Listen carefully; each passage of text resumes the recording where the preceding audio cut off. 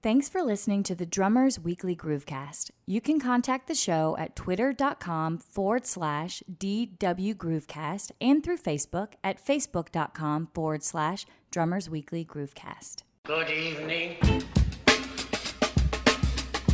I am warning you right now, if you touch my drums, I will stab you in the neck with a knife. Ain't a boogie. Ain't a boogie. Mom! Take it easy. Lower it. I'm not gonna lower it. I have to do this now. I don't mind you playing it, but lower it. We get straightened out? Oh, we had a problem. I mean, we tried to do everything we could. What do you mean? Well, you know what I mean. Next! Little trouble there. You're rushing. Yeah, well, you know, that's just like your opinion, man. Yeah!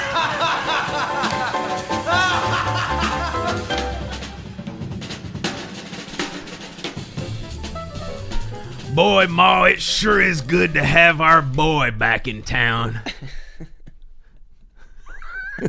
Okay. I like it when the young'uns come back and visit us. Share some DX7 laden tracks with them and show them how music really should be. Don't you poison this child's mind with all that dated stuff from back in 1985. You were still doing prison time at that time. That's probably true. Was everybody awake yet? I'm working on it. Oh, so you guys heard that. That's another famous Third Mic episode. We are welcoming back to the show one of our favorites. He's visiting us about once a month now. Mr. Lee Falco. Woo! Lee. Good to be back. Shoot, man. Glad to have you. I'm seeing you like more than I'm seeing my kids these days. I'm looking into condos down here, man. I got an extra bedroom, man. Cheap. But yeah, Lee was in town or has been in town, and like I'm saying, he was in town because we're not in town right now. No, that's true. We're actually in South Carolina, aren't we? Man, we're next to the Tanger Factory Outlet up here. So I think I'm going to go by and get a Lodge iron skillet before we head back into the city, before we become townies again. I'm going to get some irregular Levi's. That's what I'm going to get. They fit your personality. Yeah, no doubt. All 12 of them. So we are on the road, folks. We are not in our comfortable confines of the big city. We are out in Commerce, Georgia. It's a long story, but our buddy Lee has been doing a series of dates with guitarist Doyle Bramhall III. He's the third, Second. right? Or second, two. Second. He's probably got a son, right? Is he the third? I don't know I don't think his son's name is Doyle. All right. But I want to avoid he does have a son. Don't want to avoid any therapy or wants to avoid some therapy in the future, right? But Lee is in town. He breezed through town, and John and I were fortunate enough to catch the show last night. As always, Lee is playing his tail off. And so what we like to do when we have our friends come back in town, we thought, hey, why not do another show? Do a little Third Mic action. Catch up with Lee, talk about some drums. Get some valid opinions. Got that right, man. Everybody's tired of hearing us freaking yammer on. I'll set you straight. That's that New York thing right there, man. I'm telling you. So Lee, before we jump into the topic today, just really quickly, why don't you tell the folks, give them your 50-cent Reader's Digest version of where we left off, because the last time we had you on the show, you were in the middle of the Fagan and the Night Flyers tour. Then that thing finished up, kind of unfortunately, unexpectedly. Yeah, a little rocky, but the last couple dates were canceled due to Walter Becker's death, and so we're back home, and things are going well. Playing a lot, working on the studio, and I got the call not too long ago, actually, to do this Doyle tour, which was exciting to get another bigger gig, and it's been great learning that music, and just keeping it going. Well, man, playing all the time. You sound really, really good. And for the listeners out there, make sure if you see Doyle and his troupe coming through, they're doing not only headlining dates, but they're also opening up for, for Johnny Lang. Yeah, opening up for Johnny Lang. Go out and see these guys. Go up, say hi to Lee. He's a very affable young fella. And one thing you're going to notice when you see this gig is he is singing like a bird on top of that. So, man, it was a real pleasure, man, last night. It really was. Thanks. John? Sure. How you doing over there, buddy? You're keeping... I'll let you know. You're at least on your third coffee so far, right? Because this is absolutely the earliest show we've ever done, isn't it? It's pretty early. I'm feeling the pains of a traffic jam on the way home last night. Well, I will feel it on the way home today. Coming here. You hit it was right south of my house. Oof. Sucked. Yeah. I was kind of annoyed. I know that's shocking to you, but I was pretty annoyed. At least I had a couple drinks, or I would have been really annoyed and arrested.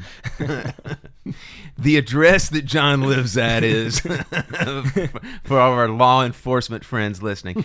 So what we thought we would do today is we would tackle a topic that's another one of these that when we look back at nearly 100 shows, John, that's first off impressive, almost unbelievable. But we've never talked about this topic. It's kind of, how's that happened? It must have come up in passing. I think in context we've certainly addressed it, but not in depth or with someone that has it in droves sitting in. That'll help the proceedings for sure. Yeah. So we're talking about shoes, right? We're talking comfortable shoes to play in. We're talking about shoes and Western wear. Right. Yeah. Sorry, man. And fedoras too. Yeah. Don't forget. I'm more awake than I thought. Lee tried to hook me up with some Western wear inside that restaurant that we had. Well, don't. It was a Cracker Barrel. Well, if they would have had one size larger, baby, I'd be looking like Buck Owens right now. So, to get into the topic, I thought what we would do to kind of jump into feel is we'd kind of go around the horn here and have everybody say who 3 of their favorite drummers are in regard to feel. Why don't you start us off? Lee just pointed at me. I got 3 guys, 3 different genres, and it doesn't matter. You guys can pick in any genre. Doesn't matter. It doesn't matter if we overlap. But the 3 that I have, and I'll give you a few examples of some tunes that I like they play on. 1, I love the hit maker. You've done it. Bernard Pretty Purdy. And he's done a track or two. He's done a track or two. Bob. And 2 of my favorites are Steely Dan, Kid Charlemagne, and Aretha Franklin, Rock Steady. Hard to go wrong with either of those. I wish he did some shuffles, like signature kind of thing maybe, but next one. We got to address that. Come on. Babylon Sisters, Home at Last. Oh, absolutely. Mind blowing. I just had a couple of examples. They're fine examples. Yeah. Then you got With This Ring that we talked about on a previous show. The one he produced. Clearly. Lee, remind me. I got to send you that as well. Yeah. There's no DX7. The next drummer I'm going to go with is Elvin Jones. Another guy with feel and vibe for decades. 2 of my favorite tracks that he played on, and one's going to take you a little bit by surprise. The first one is from Wayne Shorter, Speak No Evil. There's a track called Fee Fi Fo Fum. And on the studio recording, he just plays great feeling, just wonderful medium swing time. But I'm also thinking in terms of if you've ever heard him play that tune live, he actually turns that thing into a shuffle and just shuffles you out the door. It's just incredible. It's got that great lope, those rolling triplets all the way through. Just no more vibe, no more feel than you're ever going to get with Elvin Jones. And then the last one is a little bit of a curveball. Stuart Copeland is my guy. And the very reason unique feel. Very unique feel. And one of the reasons I'm going with him is just when we talk about feel, we're not talking about just studio style, in the pocket, laid back drummers, but guys who also play with an incredible feel of like aggression or maybe on top. And Stuart Copeland, pretty much anything that you see live back in the early Police days, that's a good example of it. There's one in particular, if you guys want to check out, there's a version of Message in a Bottle from probably around like 1980 or so, where the Police are playing live in Chile. in like Santiago, and it's probably about 40 BPM faster than the regular studio recording. And then another one, if you want a studio recording, check out this pseudo punk tune they did called No Time This Time. Oh, yeah. You know, that's off Regatta de Blanc. Yep. So there's a few of those punkish kind of ones on the first couple records that are brilliant. yeah. Really good stuff. Who's next? I'll go next. Lee Falco in the house, folks. I'm up. So I got Clyde Stubblefield. He's pretty good. It's an amazing feel. I was going through my iPod last night, and I didn't want to just go with the typical favorite drummers of mine, you know, because a lot of times those guys are because of the people that they play with, but you know, all that James Brown stuff is so funky, it's insane, Unparalleled. and sometimes it's hard to tell who's who, you know, on the records. Even trying to do some research last night, whether it's Jabo Starks, or Clyde, but Cold Sweat is Clyde. Funky drummer. That's That super. Ain't it funky now? Next, I got Al Jackson Jr. Sorry, John. Is that gonna be yours? Hey, as long as it's brought up, I'm happy. Yeah. Super solid on so many cuts. The Booker T and the MG stuff, the Green Onions, it's like playing same beat the whole time, but so funky. Space, but Really placement. solid. And all the Otis Redding stuff. And and then I think third I'm going to go with John Bonham, just because he's got such a monstrous feel, and even sometimes it doesn't even have to be that steady per se, but just something about I guess it, you know, I can't say it's not steady, but just the intensity that he plays with has so much pocket. That's my third. Fine choices. Yeah. Stunning. I mean, you could that could be the only three drummers ever, and we'd be in pretty good shape. Yeah. There's a lot more too. I'm glad there is. I think Levon gets an honorable mention in Oh, there for me I don't. too. You only get three, man. All right, sorry. That's fine. You're not home. You're below the Mason-Dixon line now. He's breaking the rules. Juan Chaldino. Yes, sir. I'm going to avoid the obvious, and we all know Jeff has all the feel and then some. I absolutely love and connect with Art Blakey. Yeah, that's one that just it's so in my DNA as far as just the whole sound, touch, the attitude, and it just what I always love about Art is it just kind of feels like he has nothing to prove, because it's just he's just digging a trench, and there ain't nothing that needs to be done other than that, you know. Fat groove, everybody's sitting over the top of it, and you know they're loving it. Playing solo over that guy has to be just a dream. Doesn't it feel like every time you hear him that there's just like a tremendous amount of joy? Oh in his yeah, playing? definitely. You know? Yeah, and yeah, I absolutely. And you see it. There's enough, you know, footage now too that you just see that he has that in droves. My second guy is it's a unique feel, but just an unbelievable feel nonetheless, is Jim Keltner. And if you just look at the vastly different tracks he's done, and such an unconventional approach in a lot of ways, but just this swing and this just unbelievably musical thing that is magic in everything he's done. I mean, I can't think of anything that's not. I mean, from the huge pop hits to like quirky John Hyatt tunes, it's just mind blowing. I really, really love that.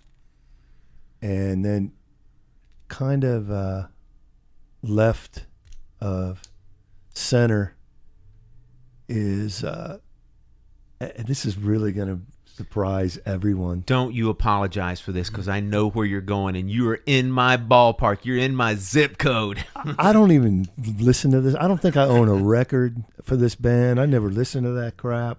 None of that. Falco's going to fall out of his chair. Yeah, he between DX7s and this one, he's going to go. And the only reason I'm bringing this up is because I thought, man, Phil sort of inspired you to go outside of the box on one. And the guy that I'm thinking of is Tommy Lee. Live wire! And trust me, you can have that look on your face. But there's something really, really engaging about his playing that everybody kind of just writes it off.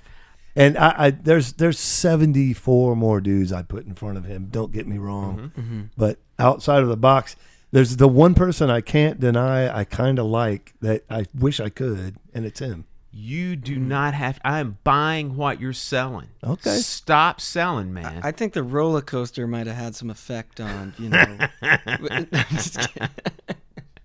I don't really care what you think. You think you got your big gigs and your opinion is all that. I'm comfortable. I'm like the old guy who doesn't care. I'll just say whatever I want, and I said Tommy Lee. I like it. You know what, John? There's 75 guys I could name before him, but I just wanted to really throw a curveball. I am going to bolster his pick by giving 2 really good Tommy Lee tracks. One's Dr. Feelgood. Another one is, you remember when Motley Crue covered that old Brownsville Station tune, Smoking in the Boys Room? Shuffles like a badass on that, man. Well, I think the thing about Tommy is we're so distracted by all the madness that we kind of forget. I mean, Keith Moon's an example of that. Yeah. We're thinking about his insanity, but listen to some of those tracks. Yeah. They're mind-blowing. Yeah. And Tommy kind of falls into that by way of his own doing, but there's just, in that 80s, I came up in that hair metal crap era. Yeah. And most of those drummers were just dumb, stupid, not really terribly creative or very good. And he certainly was not in that circle. He could play. Yeah. But let me defend my youth again by saying that I can rattle off at least 4 or 5. No, his head's going to blow up. Monstrously good, great playing with great feel, hard rock drummers. Tommy Aldridge, Bobby Rondinelli. Now he's really gonna laugh at this. Should be taking notes. AJ Pero, man, from Twisted Sister. AJ Pero played his butt off, man. He's from New York. You can like him. Yeah. Cool. All right, cool. Hey, all that aside, man. I mean, when we talk about feel, it to me, we get kind of box it in sometimes. Like you've mentioned, the studio guys and the R&B guys and all that. And am I attracted to that above everything else? More than likely. I definitely live there. I love that. And that vibe is where my head is. But, we lose sight sometimes of a Stuart Copeland or a Tommy Lee or a, there's other players. Ringo is a perfect example that, what an undeniable feel. But, we're not, when we think about feel, we're so guilty of going like, oh, of course, Jeff Porcaro or Steve Gadd or John Robinson. Honorable mention, though, just to redeem myself with this youngster over here. Dude, leave it alone. No, I'm going 4 because it's 50% my freaking show.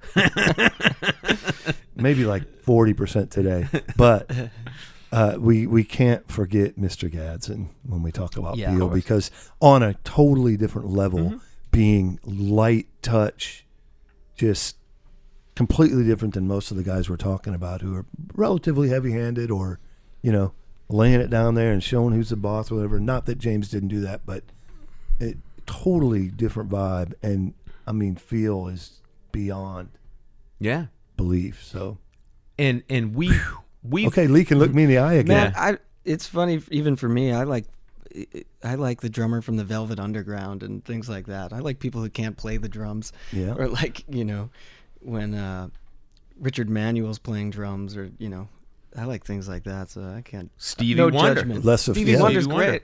Yeah. Just unconventional. Stevie's a great drummer and feels great, but sometimes he's playing like a ride cymbal and a cross stick on the chorus, and then snare and hi-hat on a, or just the hi-hats, and it's like great. Yeah, fantastic. It made me think of when we were going through the list of like unconventional people in different styles. you will be hard pressed to find somebody that has better feel than Carlton Barrett. Ooh, Don't know him. Bob Marley played on almost all those. Just I think almost everything. Yeah. Yeah. Another one from that world is Sly Dunbar. Another, and he kind of had a rock and roll side of him too that was real cool, but undeniably great feeling tracks. You ever hear some of that Grace Jones stuff? Yeah. Whoa. Yeah. Incredible. So while we dig into this topic now, there's almost preconceived notion that you have to start here at this. And what I want to do is I want to get everybody's opinions or thoughts on what does it mean to play behind the beat, middle of the beat, front of the beat. Lee, what does that mean to you if Doyle said, hey man, I want you to play on top or on front?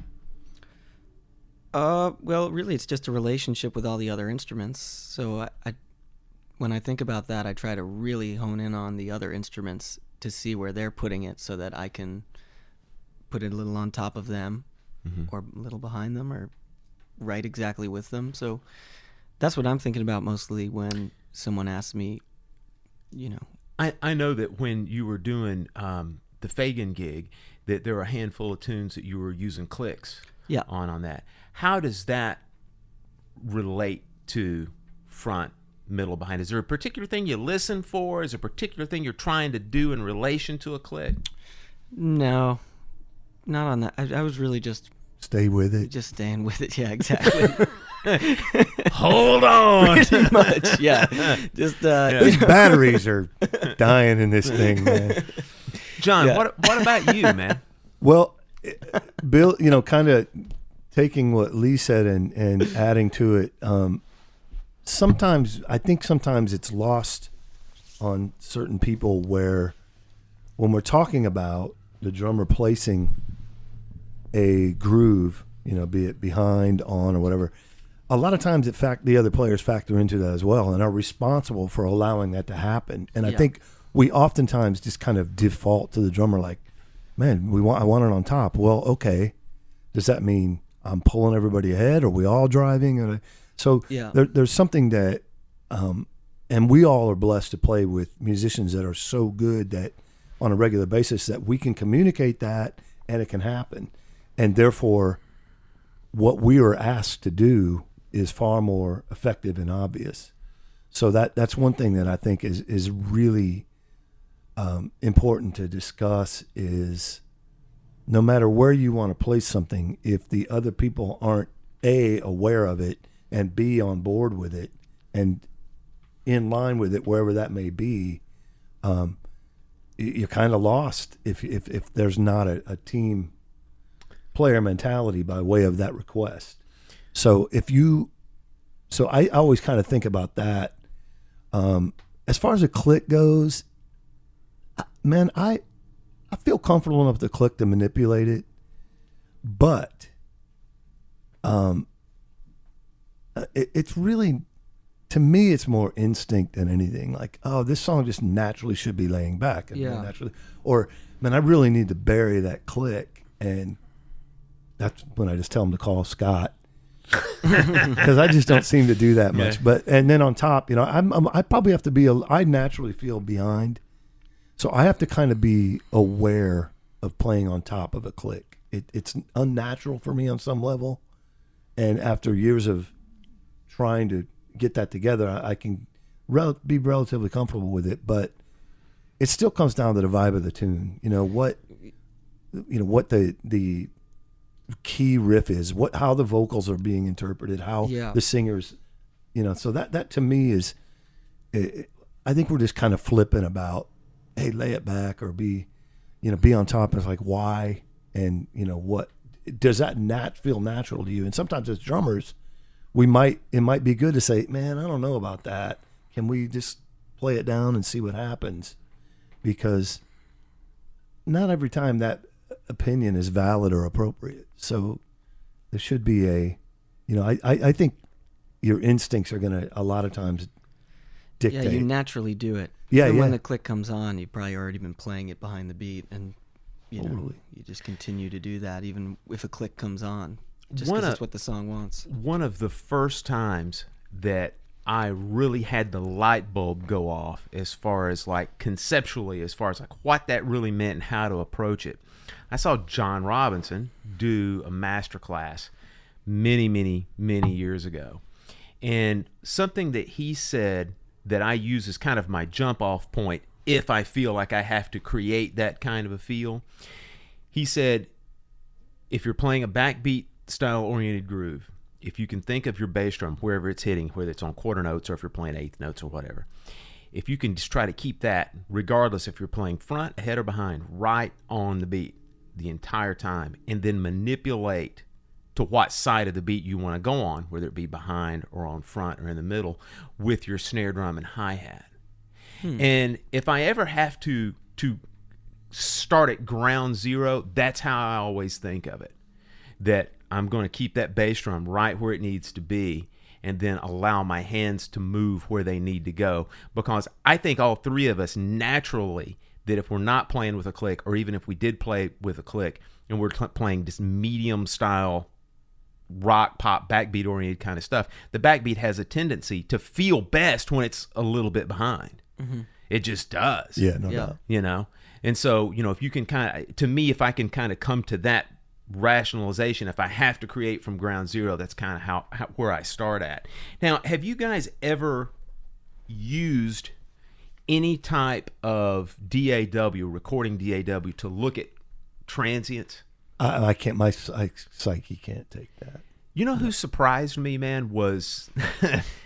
It shows a lot of my shortcomings. Do you recall when Scott Meter said that was something that he did?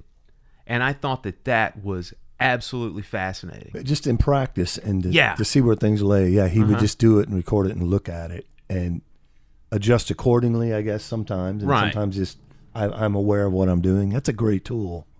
It's a wonderful tool, and it's something that just didn't exist, man, until 20 years ago or something Right. like that. You know, one thing about the click that I think we can lose sight of is how many times have we heard someone bragging about, man, I bury that click. You don't even hear it. And sometimes I'm thinking like, well, that's cool for some things, but if that's your whole attitude about click, you know, you might not really be serving the song well. Because some songs, you know, if you're burying a click, it should be laid back. It should be driving. If that's all you're concerned with, that's an ego thing more than it is a music thing. And I know some people that have just, that's all they're focused on, man. I bury that click and I'm like, well, that's great if that's what it's called for, but. Well, and boy, to your point, and this is right where I was going next, is how many times have you noticed, now guarantee you, everybody in this room has noticed this before. When you go into, say, a bar or a restaurant, and let's say that they've got a single guy doing a single gig, and he's one of these guys, man, that's maybe like a keyboard player or maybe a saxophone player, and he's playing the tracks, okay? So he's got the tracks going, and of course the tracks are in time, right? They're most likely 99% of the time they're going to be completely, totally quantized, right on the beat. But how many times have you noticed when they'll get distracted, get off beat or whatever, and invariably your ear, the human ear, goes to whatever melodic instrument is playing at that time, and it will actually make the sequence seem out of time. And the thing that I think that is so unique about that, John, is exactly what you said to your point. Said ego-tripping drummer, well, man, I'm just burying that click. Well, everybody else in the band are mere humans, and things fluctuate from time to time. So therefore, are you doing the music service by just being basically a metronome? I don't think you are. I think that when you do get to the point to where you are really playing well with a click, you are able to, as you said, manipulate it and then ebb and flow with the natural vibe in the band. The whole thing is this: as long as you don't overcorrect, you know, and just jump into a correction and get right back on a beat, if you get scared or nervous, you're going to be fine.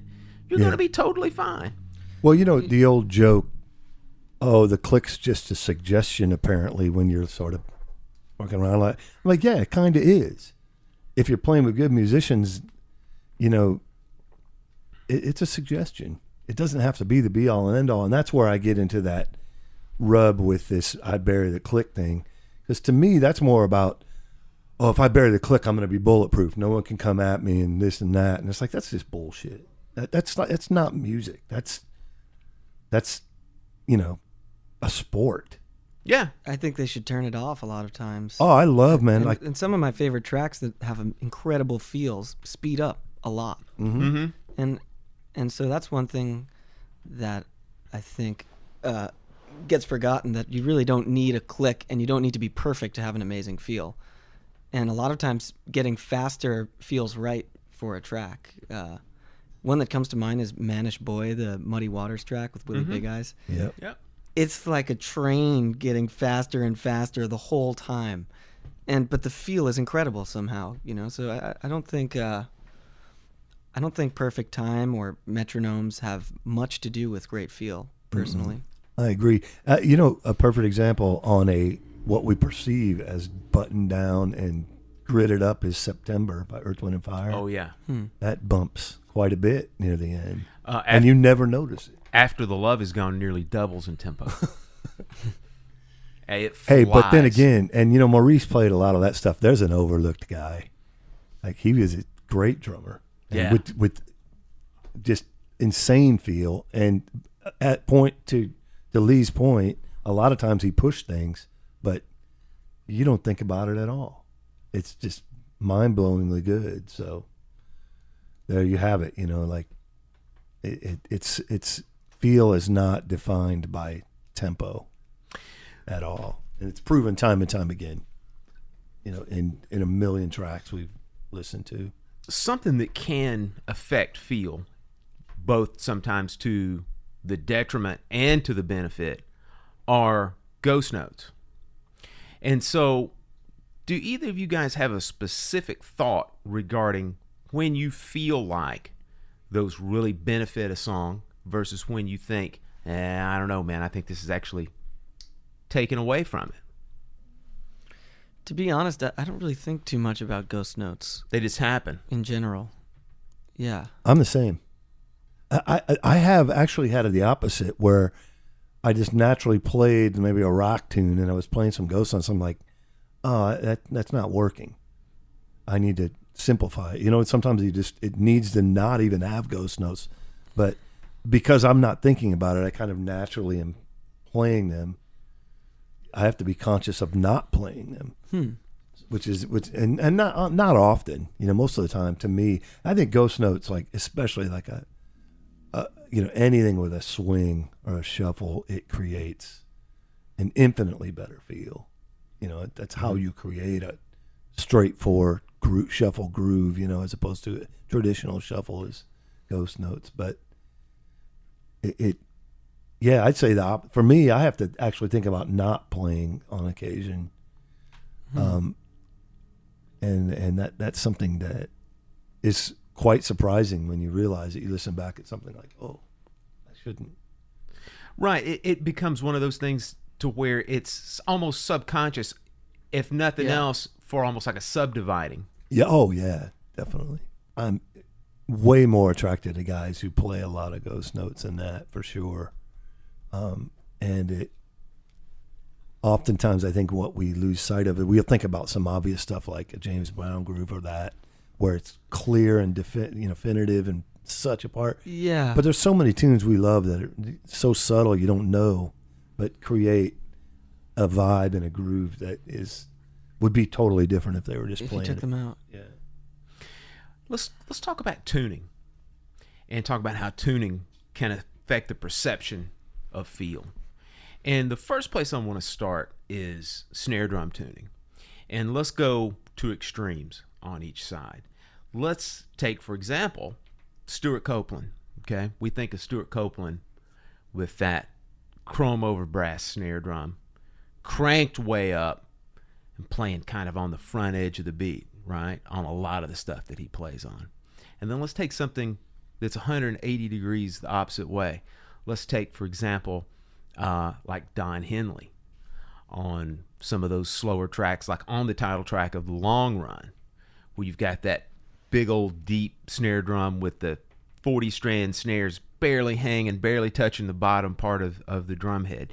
Do you feel like that the tuning aspect of that actually lends that, or do you feel like something like that Copeland snare drum could be made to feel that good on the long run, and likewise that Don Henley 8x14 slotted Coliseum, if it would sound good on one of the up-tempo Police tunes? No, I don't. I think it makes a huge difference. Like if you heard any of that early Petty stuff with a piccolo snare drum, it would be completely screwed up. And as players too, you know, a high tuned snare drum on a James Brown tune, it's going to work. It's perfect, but you know, it's not going to work on an Eagles tune, I personally think. And I think and more importantly than anything, like that mid-tempo rock stuff and that, it's like that snare drum allows that vibe and feel and groove to kind of move a little bit and give it that human element that we're so attracted to. Whereas if you're playing a tighter tuned drum, you know, you'd probably be more deliberate, and there's less swampy swingingness that you can get away with on a Wall of Guitars Petty tune. It's just the instincts were right on those records for a reason, because it certainly is, in my opinion, dictates a lot of the feel. So that deeper drum, it widens the groove. Is what it does. And you know, we've talked about, really hide your shortcoming. We've talked about a bunch of times how our drummers that we like the most seem to have these grooves that are just very inviting. They invite other players to play. And when you've got a nice wide groove like that, there are times, man, that it's just like John said, it's endemic for that style of music, and you can't even hear it any other way. Well, it's not even that. I mean, if you think about Let's Stay Together. I mean, if that were a tight snare drum, that vibe would be completely different on that too. So it'd be interesting to sample replace some classic records. That's a great point. And maybe like some Beatles stuff on Rockstar, right? Maybe Rock Band. Yeah, right. Anyone out there has the master tracks to some Beatles? Call Lee. Yeah, call me. And, he's ready to create a riff. Sample replace. Yeah. Where it sits in the mix is an important point too, you know, depending on what else is going on in the track. That's true. Like that Petty stuff, and it's pretty out front. The snare drum especially, as big and fat as it is. Yeah, you can't really play very busy with a deep drum. It's hard to really play ghost notes when you have a big, fat, deep sounding drum. And yeah, so. Well, now let's take it to the kick drum now, and let's take two, again, very different examples. We'll go back to, like, say, the LA 70 stuff with Don Henley again, super dead, padded up kick drum. And then, again, I think it was you, Lee, that named Bonham, right? Wide open bass drum. Equally funky, equally great feel. So I know that for me, playing rock and pop stuff, it is very difficult for me to play on an open bass drum. It feels strange to me. Even if it's tuned down kind of low, it feels strange. Whereas likewise, it feels strange to me when I'm playing straight ahead gigs and I've got my little 18-inch bass drum to have anything at all in there past a felt strip. And man, I'll tune that thing up to where I know that my 18-inch bass drum, tuning-wise, is tighter than most people's 12-inch tom. And it's a foreign thing. Yeah, it's a foreign thing to me to think that I would be able to play, a groove gig, right, backbeat-oriented gig, on that 18-inch bass drum, just as much as it would be the other way around, me playing a piano trio gig on a 22 or a 24 that's got a pillow in it, so to speak. Thoughts? Oh, I think there's definitely validity in, and it's been proven time and time again in music we've listened to that different tunings and that really, serve the tune well. I think sometimes we lose sight of the fact that, just how it was engineered factors in a lot too. And again, man, I still go back to you and I could kick a kick drum and it might sound somewhat different. That's the thing about feel. I think that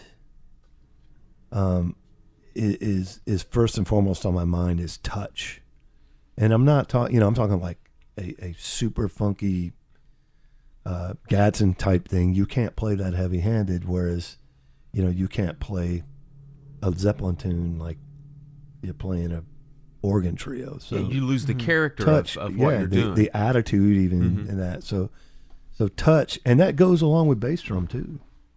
Because like if you are playing an open kick drum on a pop tune, your instincts are to bury the beater probably. You're not. It's interesting. You would come off the head on that bop kit. You never ever would do that, and you don't even think about it because it's just serving what you're doing, and that's where I think touch is from the bottom up is such a huge factor in feel. And the other thing that I've been obsessed with in recent years is motion, and we've talked a little bit about that, but. When I started recording a lot more is when I really came to terms with, you're playing a verse and just be focused on the consistency and the motion in something and it's feeling right.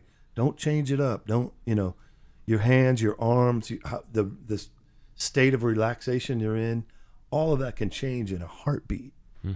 So motion has been something I'm focused on more than technique, even more than sound. Right now, I feel real confident about how I'm doing something technically, and I like the sounds I have for different settings. So I'm not really that line. I don't think about that a lot. I'm so obsessed with motion now, and I think the best drummers, that's such a natural and definitive thing in their feel and creating feel that we should all be more mindful of it and really start thinking about that. Anytime anybody talks about a drummer's motions, and I'm not talking about showy motions, I'm talking about natural motions, let me tell you, you will never find a better example of relaxation and the whip-like molar type motion than you will with Omar Hakim. Watch that guy play. I mean, it is just, he's like an ellipse, like an elliptical. He's just, all of his motions are so fluid, so round.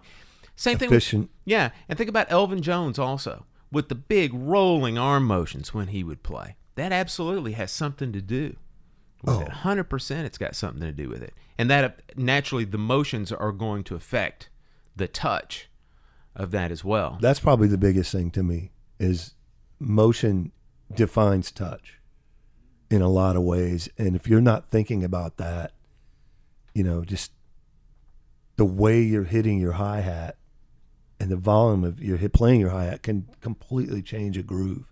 I've been listening to a lot of Gad lately because we're putting together this show, and I noticed like there's not a lot of heavy-handed hi-hat when he's playing, and it's such a definitive part of his feel.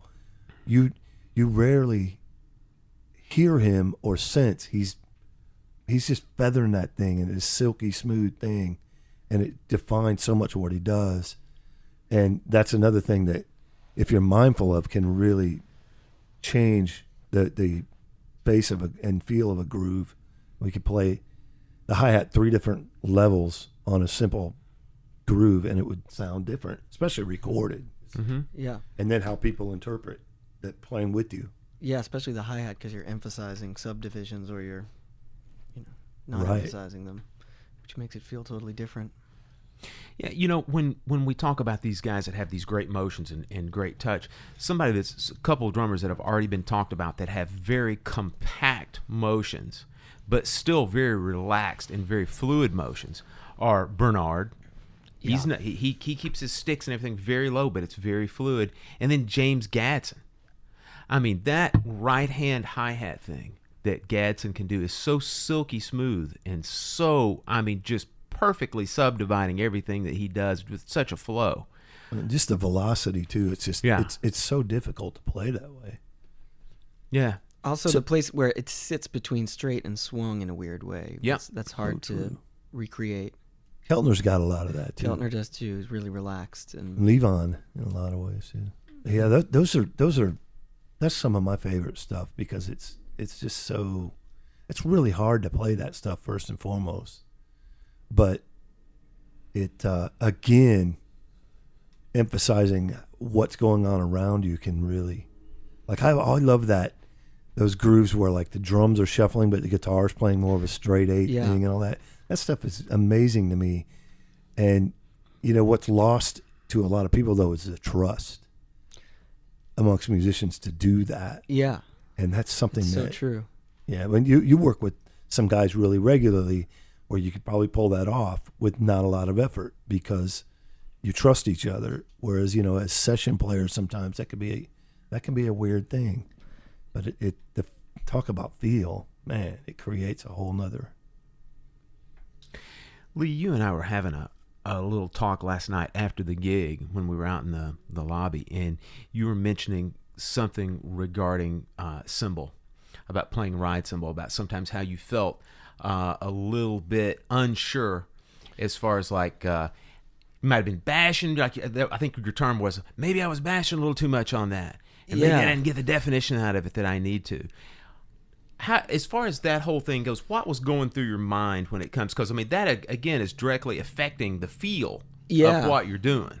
It's something I've been thinking about a lot, and especially in this context, we're playing trio with Doyle. And also I play, back at home, I do this gig with my friend Tony DePaulo where we play Jimi Hendrix covers. We do a Jimi Hendrix show.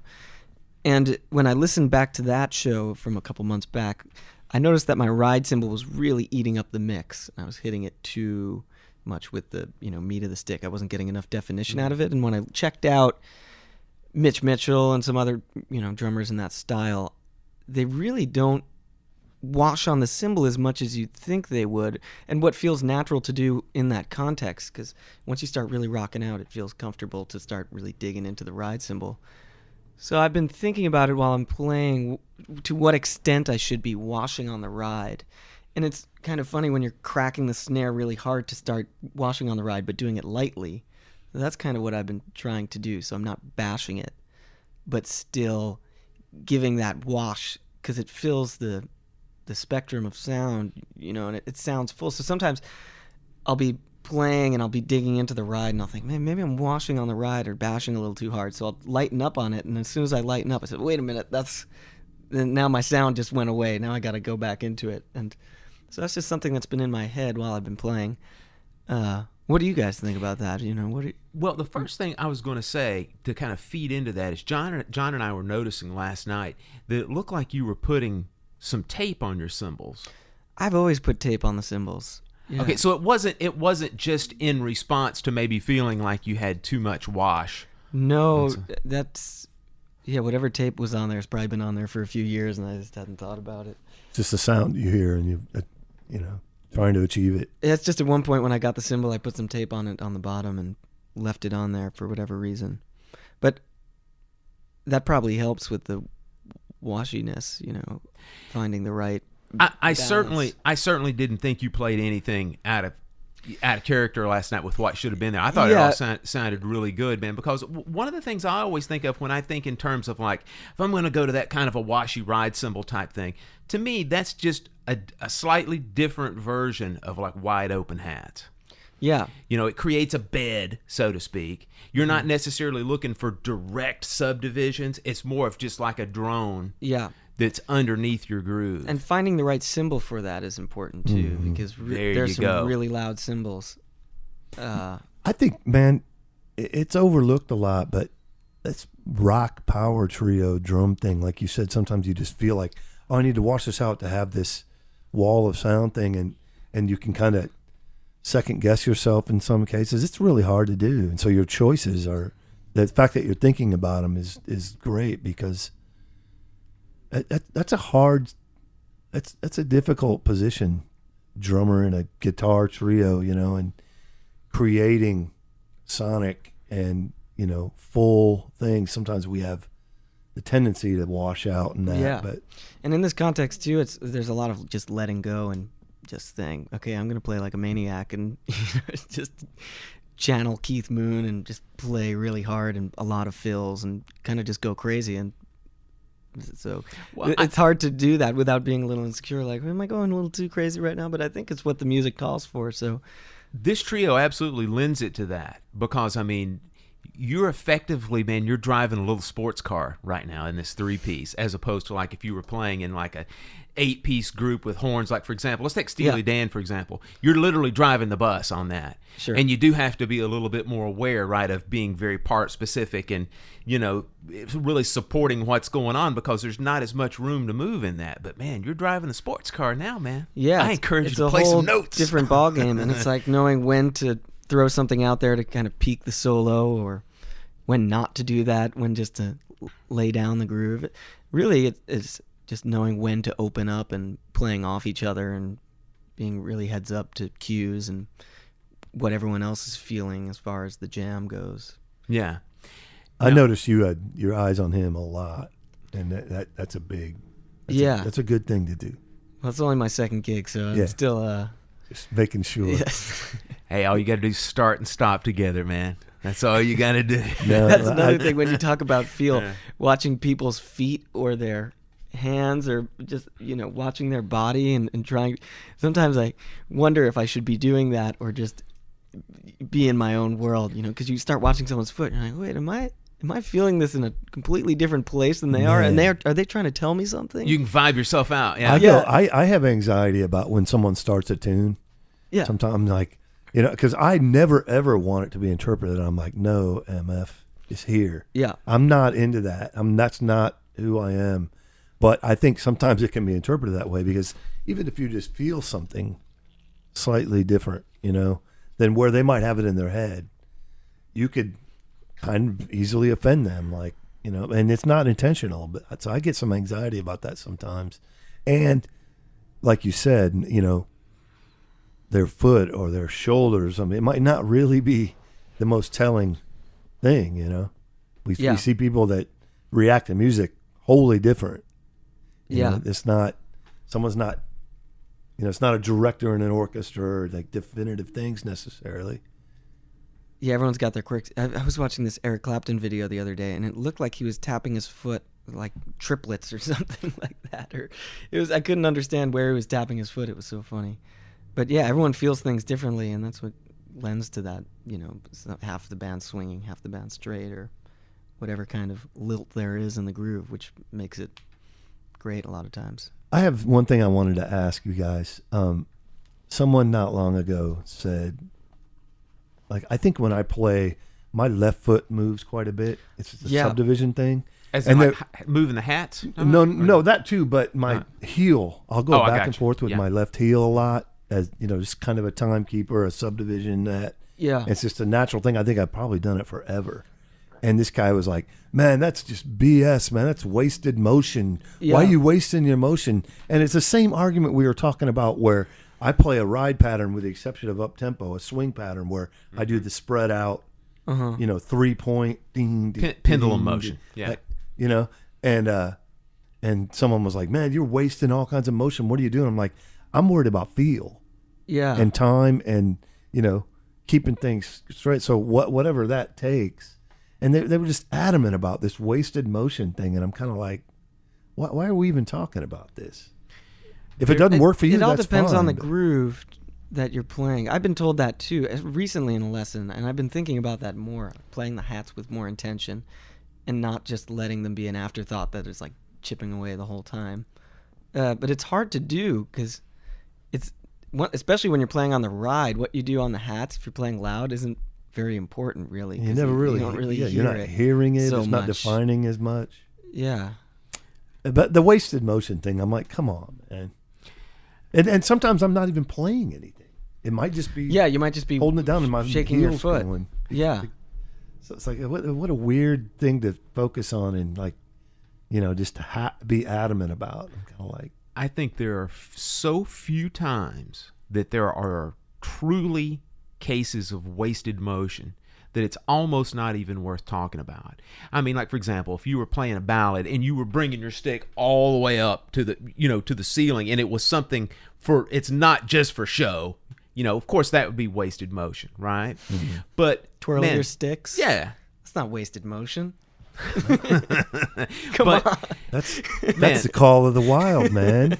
To talk Look to at your, me, chicks. Beating your chest. To talk to your point, John, about the whole thing about how you've really become incredibly conscious about just motions and keeping consistent motions on any instrument that anyone plays that is an acoustic instrument that is struck, whether it's drums, piano, whatever. The motion that you make directly influences the sound that's produced, right? No question. So if you make a round fluid motion, you're going to get a round fluid sound. If you make a short choppy motion, you're going to get a short staccato choppy sound. It's as simple as that. So that's a bunch of crap.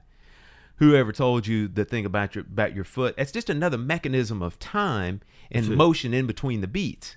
Because that's like telling someone, hey, guitar player, don't tap your foot 1, 2, 3, 4. That's wasted motion. Who would ever say that? I kind of think there is wasted motion on the drums, and it's something that I think about, but especially with my posture, because sometimes my whole body starts moving so much, and maybe it's a part of my feel, but that's something that I work on the most when I'm practicing, is just playing really simple grooves and trying not to move that much. But why? I mean, look at somebody like Sean Pelton, right? That guy really moves, man. And it feels great. Yeah. Whenever he plays, that's a part of his sound. Now, I think that should be the be all and end all. Yeah. If you need to do that to create what you're trying to create, if your motion is detracting from the groove, if so much motion's detracting from it, that's an issue. That's an issue. But I strive to have that same feel without as much not flailing, but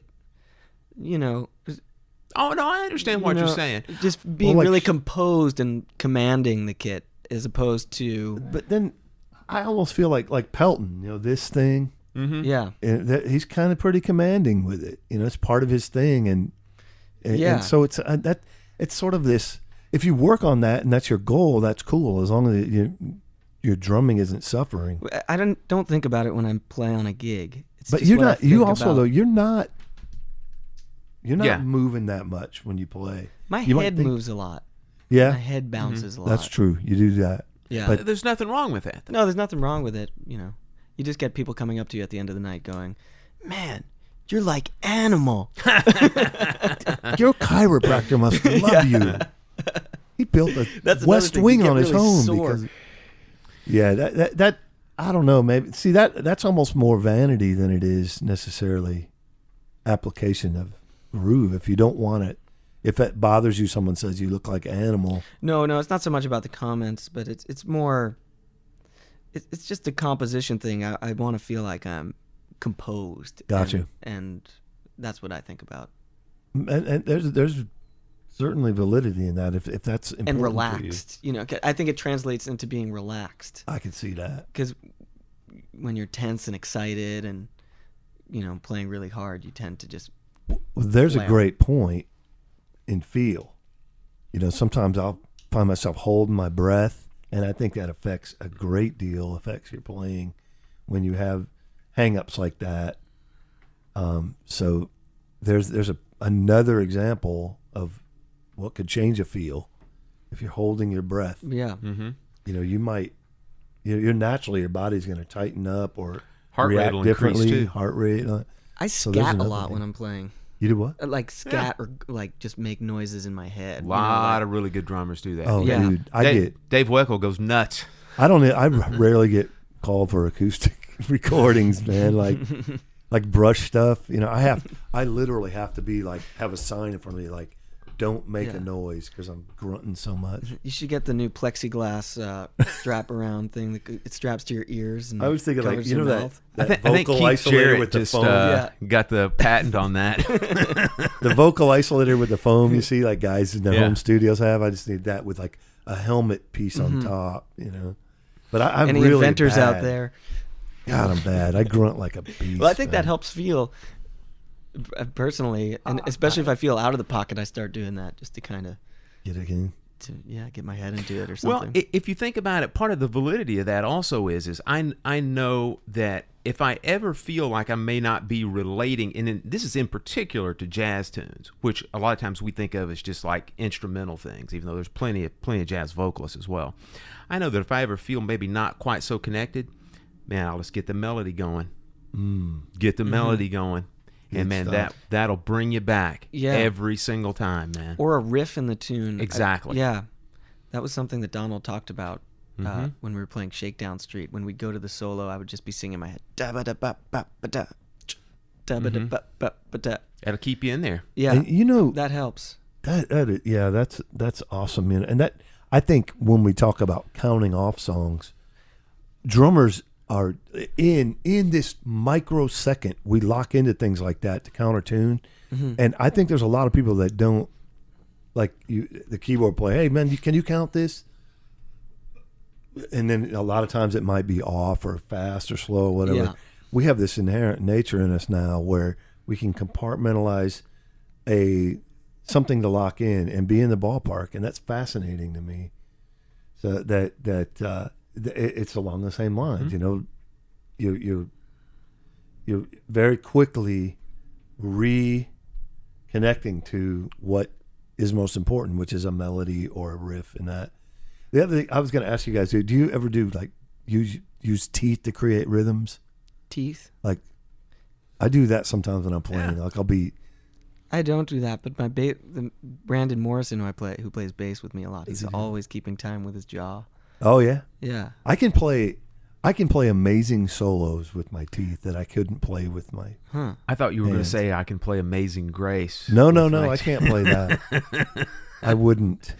But I can. Can we get a I can demonstration? Play like Trading Forward. No, because I might then be called a liar. Because you said great.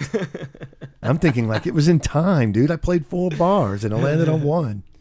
But I've done it since I was a kid.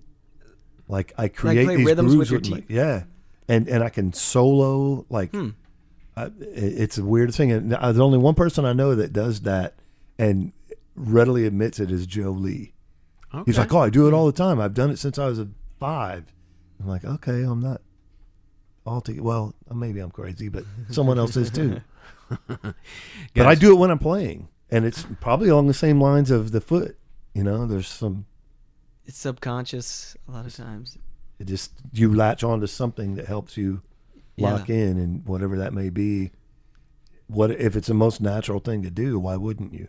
That was always natural to me. So. Guys, a couple more things, and then we're going to get kicked out of this room. Oh, yeah. One, I want to ask everybody's general thoughts about different styles and tempos, and if you immediately think of a beat placement, like ahead, behind, etc. For example, John, when I say ballad, and let's say ballad, slow ballad, let's say 60 BPM, you have an immediate thought? I'm hyper-focused on 2 and 4. And hyper-focused on not letting my right hand be, not only not be the dictator, but not be heavy. Something a slower ballad, if your right hand is lightened up, it gives the 2 and 4 more emphasis, but it also lets the flow happen more than like, really laying in. That's what I've noticed as far as where I've come from when I was younger. Yeah. So that's one thing that comes to mind. Thoughtly? I think about people dancing. I try to think about that and making it just a solid foundation that you would want to dance to. And a lot of times in my head, I'm thinking about references of songs that have a similar groove from some of my favorite players, and I try to channel them. Sometimes I wonder if that's a good thing to be doing, because you're not as much of a... Well, I guess it comes into your own, you always find your own, but just channeling some of my favorite players that might have played that same groove. Yeah. I think a lot of times I'm doing that. I think we do that way more than we think. Yeah. But I don't think it's a bad thing. Yeah. And even subconsciously, I think it starts to happen now. Definitely. But yeah, that's what I think about. Yeah. What about up tempo stuff, and let's go from the standpoint of like say some kind of a straight eighth note type thing that's way up there, like 160 or 170. Any kind of an immediate thought on how you're going to approach that feel wise? My biggest challenge is lightening up. Because you don't want it to drag. Not playing heavy-handed. Lighten up. Your drums are going to speak. They're going to be heard. But if you're playing like you did a heavy groove at 120, it's going to suffer. So that still is a challenge for me. And I came up.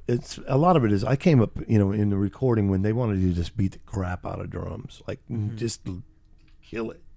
And so I to let go of that sometimes is a challenge.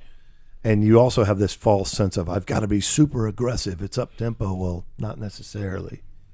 But in regards to, I have a bigger challenge because my technique is not. That's where I think my biggest challenge is. Says you. No, I mean, like I have to be conscious of my right hand and what it's doing, and because I suffer a little more in that sense. So that's my bigger challenge is it going to hold on for 3.5 minutes? Yeah, not tensing up is really important. And that's what I'll think about. I'll try to check in with myself and think, I'm tensing up a little bit. Let's loosen up. And I think that'll help the feel. And just pacing yourself. Great stuff. To play into exactly what you said, I will never, ever forget something that a teacher told me a long, long time ago when we were talking about playing up-tempo stuff, because if you do play too heavy, like you're talking about, it's always going to have the tendency to want to fall back, even if you're trying to put it on the front a little bit. If you just play too heavy, it just widens it up. And a couple things that they told me was like, mentally, in your mind, if you will think in larger note values, it really does help. In other words, if you're constantly thinking in terms of subdivisions at those faster tempos, it's going to bog you down, and it's going to if you're trying to play with some urgency on there, it's going to end up making you fall back a little bit. So if you can think in those larger note values, and instead of thinking from bar to bar, think in phrases. 8-bar phrase, 16-bar phrase. In some cases, if you're doing extreme jazz stuff, think in terms of a full freaking chorus. Totally. Yeah. I used to play with a crazy world-class bass player, upright guy, that he told me, this was such a fascinating thing. He goes, man, when you're driving a car, if you're looking right in front of the car and you're like all over the road, on these up-tempo things, man, think about that highway and you're looking down there because it's just going to go, and it's kind of the same thing, and I was always fascinated by that. That also brings me back to what we were talking about with your feet, just like chirping away on the hi-hats really fast. That's why I think about more composition with the hi-hat. If you're playing really fast, rather than going would it be more beneficial to just play, on 2 and 4 with your hi-hat? Also with your bass drum, like if you're playing a really fast swing, if you try to feather, doom, doom, doom, doom, doom, it'll mess you up. Like having that composition in your feet to just be relaxed and not be stomping away the whole time or letting your heel go the whole time. I can't, so that helps. Well, like that's when we get, that's like I think about what's a tune I play that's real Proud Mary or something like that. That Ike and Tina version, like I don't know if my left foot moves much because it's hard for me to not to keep my foot still. If you go to ride, I'll find myself doing that and like have to consciously be like, okay, take my foot off the hi-hat. I can appreciate that. Yeah, good stuff, guys. Yeah. So what I want to do before we get out of here, and I'll start with this. Virtually every time we do some sort of a instructional style show like this, people always want to go, well, how do you work on this kind of stuff, and how did you practice it, and what do you do to get to where you're comfortable with this stuff? And so what I want to do, I want to make a recommendation about how I have practiced some of this and how other people can practice this. There's a book, there's a method that was put out. Not really that many people know about it, but it's one of the best methods that I have ever seen that directly addresses feel, as far as like how you actually work on playing behind the beat, in front of the beat, dead center. There's a teacher at MIT in Hollywood. His name is Fred Dinkins. I think he used to play with some disco disco female singers back in like the 70s or so. He's put a book out. It's called It's About Time. And it is one of the most comprehensive books that I've ever seen that talks about how to play with certain feels at different tempos. And it has everything to do with like how we've talked about subdividing hi-hat patterns, ride patterns, making you, forcing you to go between 8th notes for 8 bars, 16th notes for 8 bars, back to 8th notes, and keep it consistent and keep the time feel consistent. And it comes with a series of play-alongs. And it's just fantastic. And then at the end of the book, there's a play-along track that he gets about 6 or 7 different well-known LA studio guys to play it with the express purpose that you can hear how everybody is interpreting their time feel. And it's like, I think like Harvey Mason or Jerry Brown and some other people play on those play-alongs. So that in itself, even if you never even work out of it, if you can hear how these other guys are interpreting time feel on that, it's worth it. So that was a recommendation that I wanted to make. Does anybody have any other thoughts on how you guys might practice it or a good way to practice? One thing I like to do is isolate from just the drumming standpoint, to listen to like James Gadsden say the first bars of what is that? Use Me, where he's playing alone. Listen to him do it a bunch of times, and then try to do it, and then record yourself doing it. And then say, okay, why doesn't mine sound like his? Why doesn't my feel sound like his? What am I doing differently? And really break it down. And you can do that with all kinds of stuff, like compare your groove to someone else's by recording it. Really getting inside what they're doing and then recording it and seeing what differences. Because you'll have some realizations, what makes yours different. You say, oh, wow, it's because I'm playing the hi-hats too loud. That's what makes this feel different. And then in a band context, I'd say playing with people and experimenting and recording yourself. So playing, getting together with a bass player friend and saying, okay, you play really on top of the beat, and I'm going to play really behind the beat. And then listen back to it and see if it works and if it doesn't work. And when you hear a record and you think the feel is great, step back and say, okay, where is everyone sitting on the beat and what makes it so great? Listening like that helps me identify what makes a feel good. Feel good. So it's just thinking about it in context when you're listening to a record. Awesome, man. That's my take. I think for me the biggest thing is we got to get out of our own head and out of our own way. All right. Because, man, when I'm playing with my friends and I know a tune and it's just like, that you almost start crying or you're just like, you get the hair on the back of your neck. We need to try to get there, and just but usually we don't get there because of our own freaking insecurities and that, and I'm as guilty of it as anyone. That is the trick. It is just hard. Relax man. And have fun and make music. I literally I've adopted a theory that someone had about gigs in recent years. It's like my criteria for a gig now is it was a great gig. Nobody died. Yeah. We need to kind of get there as opposed to, man, I hope everybody liked what I did. And was my solo okay? And were my drums tuned correctly? I was like, man, nobody died. Let's all get back to the reality of we do this because we love it. We like having fun. We're oftentimes with friends. But, man, we got to get out of our own way. Yeah. Love it. That's it. I love it. Keep doing what you're doing.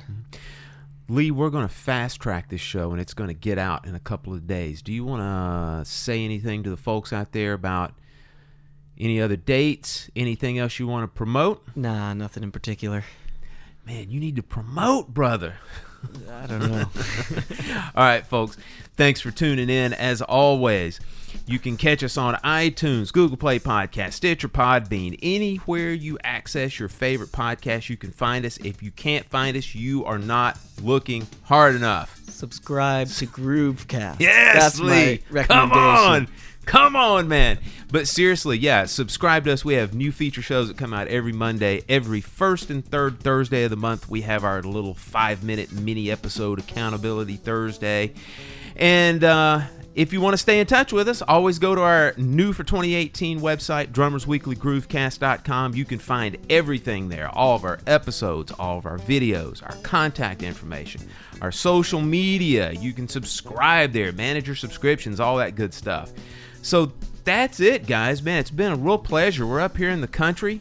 Thanks for having me. Shoot, man. Lee, thank you. We'll see you back here in a few weeks. I hope so. That's the way it's turning out, isn't it? I'll tell you, man, like in these almost 100 shows, is it? This is 84. You know, I think the best thing is, you know, we get a ramble on about this and that, but I've made some friendships that it wouldn't have happened otherwise, and you're a fantastic and welcome example of that. Well, thanks for joining us. And I mean, man, I love the fact that I always talk about how fraternal we are, but genuinely, you know, meeting, liking, and connecting with somebody, man, that's one thing about this that's just, there's no price you can put on it. And so thanks for always inviting us out, your insight and friendship, man. It's awesome. And to illustrate the point, as soon as we turn this microphone off, we are going to trash this freaking hotel room. All right, guys. Friends forgive. We'll see you all next Monday. Bye-bye.